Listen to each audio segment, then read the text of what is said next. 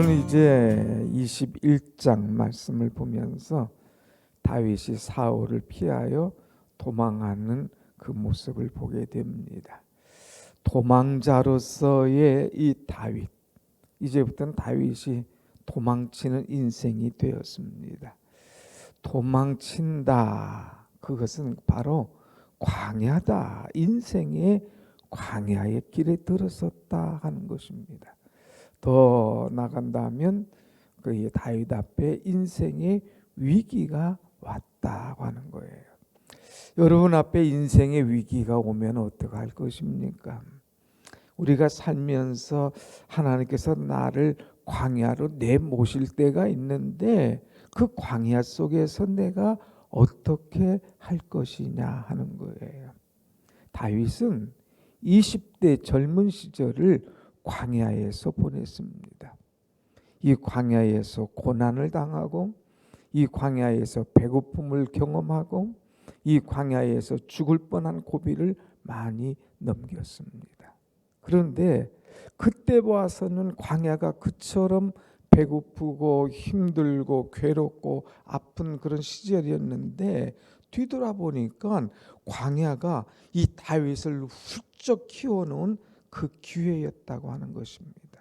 다윗 하면 사실은 골리앗을 때려눕힌 그때부터 다윗의 진가가 나타나고, 사람들이 사울은 천천히요, 다윗은 만만히로다 이렇게 노래했지만, 그러나 다윗이 정말 속으로 무르익고 성장한 기회는 언제였느냐? 이 고난의 시절이었다는 거예요. 이 광야의 시절이었다는 거예요. 이 광야, 고난이 다윗이 하나님을 진정 만나게 하고, 정말 진정한 감사를 드리게 되고, 인생의 모든 것을 이제 통찰할 수 있는 그런 것을 이 광야 생활을 통하여서 깨닫게 되었다고 하는 것입니다. 그러므로 광야는 다윗에게 있어서 축복의 기회, 기간이었다고 하는 것이죠. 그러므로 우리가 인생의 광야를 지날 때에 낙심하거나 두려워할 것 없습니다. 중요한 것은 인생의 광야 속에서 하나님만 만나면, 이 고난 중에 내게 가까이 오는 하나님만을 붙들면 내 영성이 살아나고, 내 삶이 변화되고, 내가 정말 속으로 탱탱하게 이제 무르익고 또 모든 내공이 쌓일 수 있는 은혜의 심령이 될 줄로 확실히 믿습니다. 아멘. 그러나 인생의 광야가 올 때에 살기 위해서 급급히 한다면 반드시 문제가 와요. 하나님께서 나를 광야로 내모셨는데 거기에서 살기 위해서 인간의 수단 방법을 찾으면 거기에서 반드시 문제가 온다고 하는 것. 오늘 두 가지 문제가 당 있습니다. 그때에 이 다윗이 이것을 어떻게 감당했을까? 일단은 이 사울을 피해서 이제 더 이상 안 되게 생겨서 지난주까지는 요나단에게 물어봤잖아요. 내 아버지가 나를 왜 죽이려고 그렇게 하느냐? 정말 이 사단에 잡혀가지고 이 사단에 이끌려서 제정신이 아닌 게 나를 쫓고 나를 죽이려고 하느냐? 아니면 정말 속으로 나를 미워해서 나를 죽이려고 하느냐? 나에게 그것을 좀 답해다오. 그래서 사울이 내가 그거 알아보고 알려주겠다. 우리의 아버지의 속마음을 내가 한번 알아보겠다. 그리고 아버지와 대화하는 중에 아버지의 속마음을 알았잖아요. 정말 다윗을 죽이려고 하는 그 속마음. 그래서 나가서 다윗아, 도저히 안 되겠다. 이제는 너는 떠나라. 우리 아버지는 도저히 안 될 사람이다. 그래서 다윗이 요나단과 작별하고 떠나게 되는 거예요. 떠나서 오늘 어디로 오느냐? 다윗이 노비라고 하는 곳에 가게 됩니다. 그 노비라고 하는 곳에 가서 제사장 아히멜렉을 만나게 되죠. 왜? 이 아히멜렉을 만난 이유 중에 하나가 지금 배고파요. 광야로 들어갔을 때 맨 먼저 오는 것이 배고픔입니다. 인간이 배고픈데 어떡하겠어요? 자기 혼자만 아니라 함께한 이 청년들이 또 있는 거예요. 그러니까 나 때문에 배고파하는 이 동료들, 이 청년들, 이들을 어떻게 하겠느냐. 그래서 그들에게 먹을 것을 주기 위해서, 얻기 위해서 이 제사장 집에 갑니다. 그 제사장이 다윗을 10명 영접했어요. 당신이 어떻게 우리 집으로 올 수가 있느냐? 도대체 무슨 일이냐? 왜 홀로 있고 다른 사람은 아무도 없느냐? 무장한 군사가 그를 지켜줘야 마땅할 텐데 그러지 않으니까 물어봤죠. 그럴 때에 다윗이 말합니다. 왕이 내게 지금 중요한 일을 맡겼다. 아주 중요한 명령을 내게 줬는데 이것이 너무 급하고 중요하기 때문에 내가 다 이제 홀로 이렇게 왔노라. 군사를 데리고 온 것도 아니고 나중에는 칼을 날아가면서도 내가 칼과 이런 것들을 챙기지 못하고 너무나 급해서 그냥 달려왔노라. 그런데 배가 고프니 떡을 다오 하면서 거짓말을 하는 것을 보게 됩니다. 사실이 있는 대로 내가 지금 쫓겨왔습니다. 나는 지금 이제 광야의 시작입니다. 주리오니 배고프니 주의 종이여 내게 떡을 주옵소서.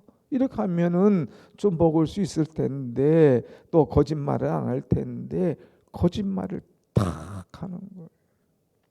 그랬을 때에 일단은 이 아히멜렉이 그에게 떡을 줍니다.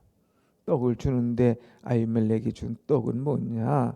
이제 제단을 드렸던 성막의 이 떡입니다. 그래서 떡을 일주일 동안 진설해 놨다가 이제 다시 바꾸면 그 떡을 빼내지 않습니까? 그럼 그 떡은 제사장 가족들이 먹도록 돼 있는 거예요. 그런데 자기들 먹지 않고 다윗을 배고파할 때에 그에게 딱 주는 것을 보게 되죠. 자, 아무튼 이 떡을 먹습니다. 그러면서 물어요. 다시 당신 이제 이 참 칼 다윗이 아히멜렉에게 나에게 칼이 있으면 좀 달라. 또 8절에 뭐라고 그랬어요?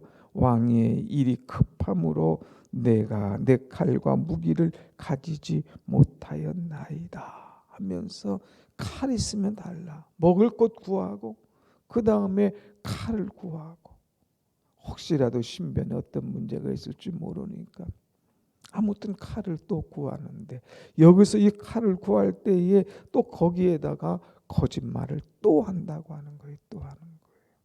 그러니까 오늘 거짓말이 한 번 나오고 또 왕의 일이 급함으로 내가 칼과 무기를 가지지 못하였나이다. 또 거짓말하는 거지.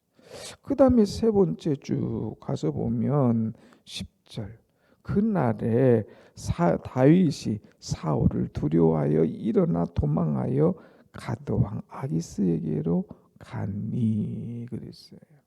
이제 또 더 깊은 곳으로 가게 됩니다. 그런데 그 깊은 곳이 이제는 이스라엘 진영이 아니라 블레셋 진영으로 들어가는 거예요. 그래서 가드 왕 아기스에게 갔다. 살기 위해서 적진에 들어가는 거예요. 적의 왕 가드 왕 아기스에게 들어가니 그랬죠.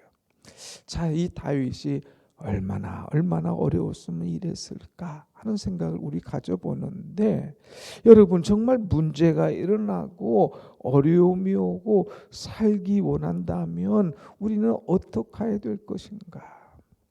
오늘 말씀 보면서 똑같은 사람이 하나 있어요.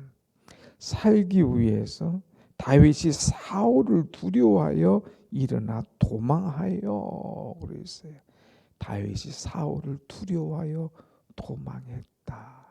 누가 생각납니까? 엘리야라고 하는 사람.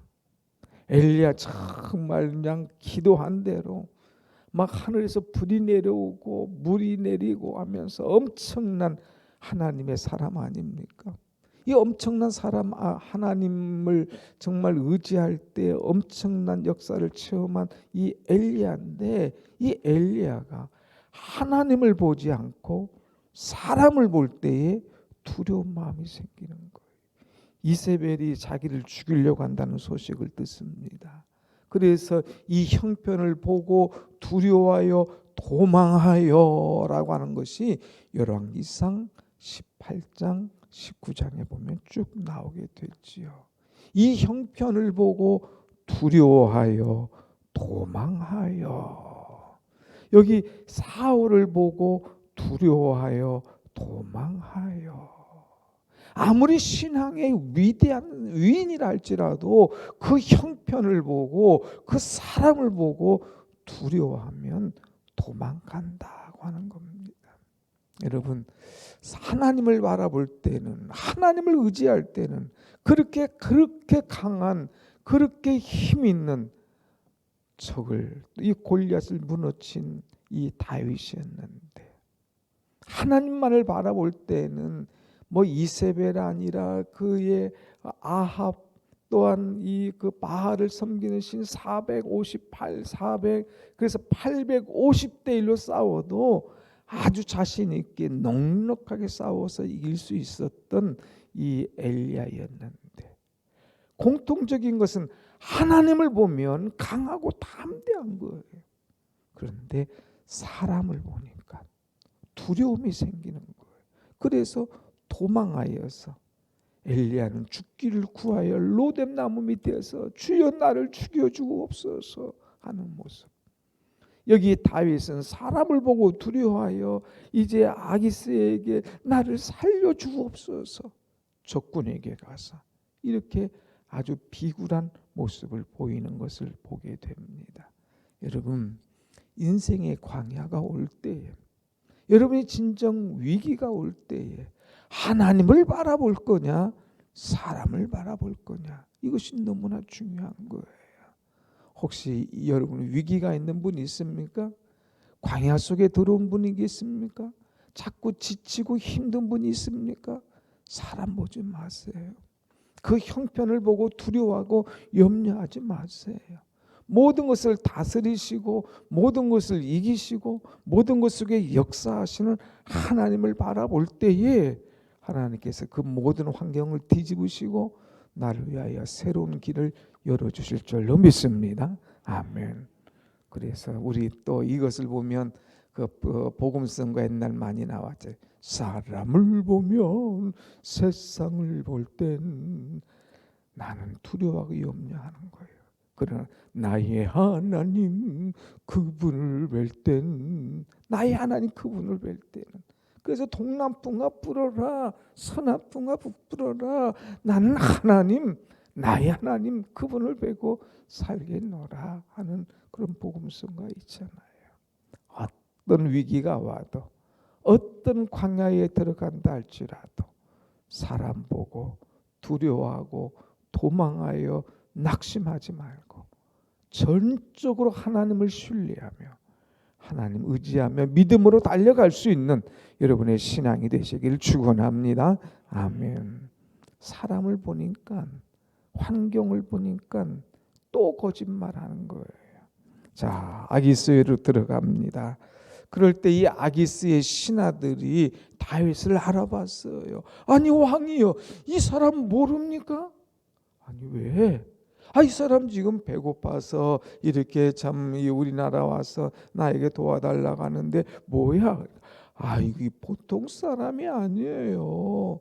이제 사람들이 사울은 천천히나 다윗은 만만이라다 이 외친 그 노래의 주인공, 우리의 장수 골리앗을 때려눕힌 사람이 바로 이 사람입니다 하고 딱 가르쳐 주잖아요.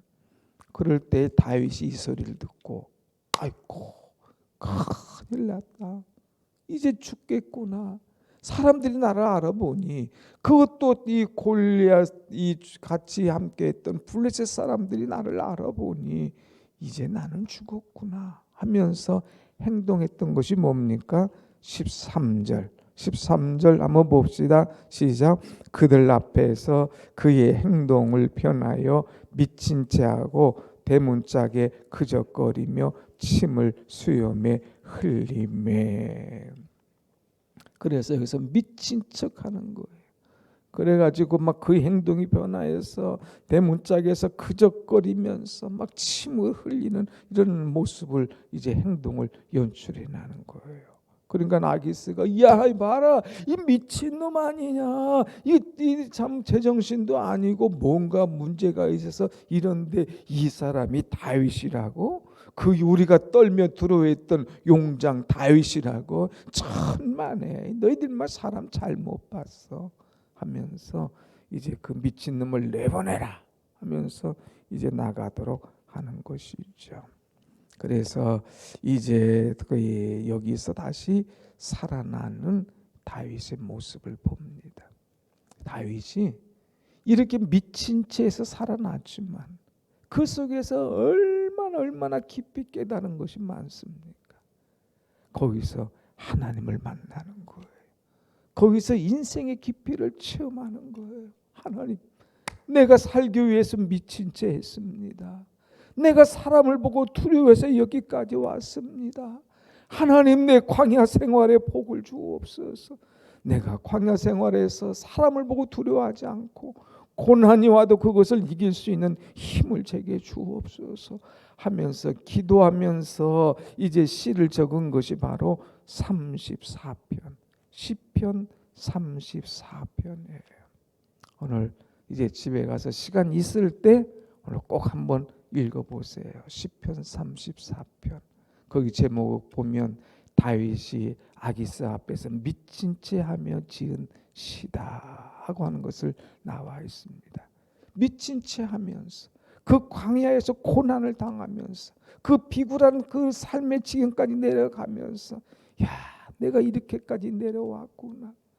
여호와의 선하심을 맛보아 아는 그런 은혜를 체험하면서 광야 속에서 내게 베푸신 그 은혜, 이 아기스 앞에서 나를 살려주신 하나님, 그 하나님께 감사하면서 시를 지은 것이 바로 시편 34편입니다. 중요한 것은 광야가 와도 거짓말하지 마라. 인생의 위기가 와도 살기 위해서 거짓말하지 마라. 하나님 앞에 바로 서라. 두 번째는 인생의 광야가 올 때는 하나님을 체험하라. 오히려 가난하고 힘들고 광야가 올 때, 위기가 올 때 하나님을 만날 수 있는 최고의 기회다 하는 거예요.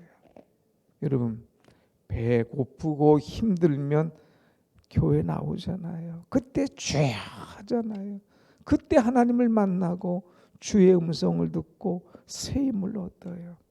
근데 사람들의 특징은요, 배부르고 등 따뜻하면 안 오더라고요. 기도 응답 받았어요. 그럼 할렐루야 한번 하고 그 다음에 다 각기 제 길로 가는 거예요. 그래서 인생에 있어서는 광야가 필요한 거예요. 고난이 필요한 거예요. 거기서 기도하게 되고 그 자리가 바로 하나님을 만나는 자리가 되더라 하는 것입니다.